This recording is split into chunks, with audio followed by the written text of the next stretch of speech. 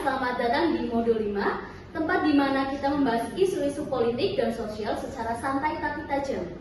Di episode kali ini kita kedatangan dari tiga narasumber yang akan kita wawancarai. Kita bakal ngomongin topik yang sering kita dengar tapi jarang kita kulik secara dalam tentang bagaimana partai politik melakukan agregasi kepentingan. Baik, untuk Saudara Jujun, yang ingin saya tanyakan yaitu apa itu suatu agregasi kepentingan menurut Saudara Jujun?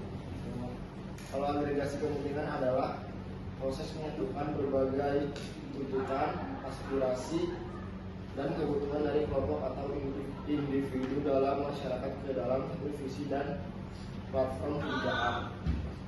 Dalam demokrasi, masyarakat punya berbagai macam kepentingan. Petani, buruh, pengusaha, dan mahasiswa, kelompok agama, minoritas, dan lain-lain. Tanpa agregasi, kepentingan ini bisa tumpang tindih dan saling bertabrakan. Maka partai politik berperan menyaring, menyusun, dan menyatukan dalam bentuk program kerja atau platform partai. Terus bagaimana sih contoh dari suatu agregasi tersebut? Bayangkan Indonesia seperti orkestra besar. Tiap kelompok masyarakat punya alat musik sendiri-sendiri, dan partai politik adalah konduktor yang berusaha menyatukan nada-nada itu dari satu simfoni. Oh, jadi seperti itu ya. Agregasi itu adalah suatu kepentingan proses menyatukan berbagai tuntutan, aspirasi, dan kebutuhan dari kelompok. Terima kasih Saudara Jujun.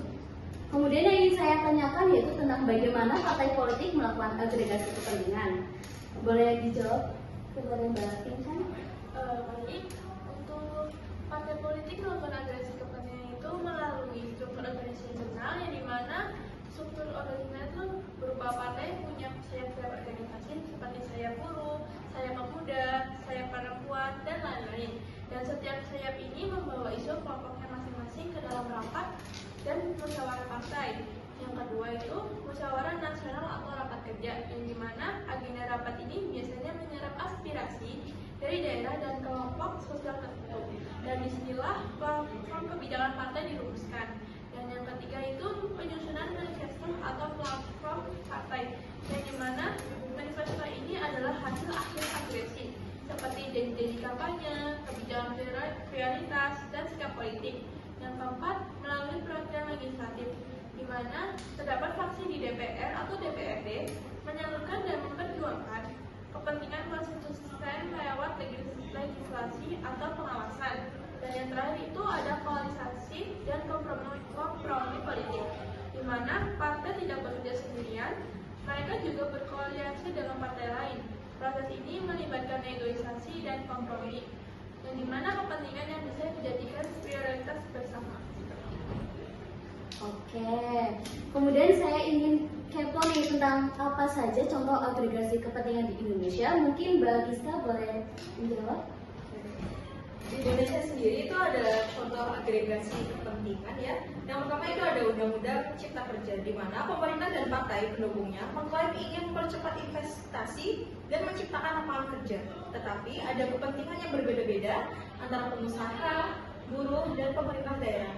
Di mana dalam proses penyusunan undang-undang ini, partai mencoba menampung semua kepentingan ini, meskipun dalam praktiknya tidak sama puasnya, terutama pada kelompok buruh.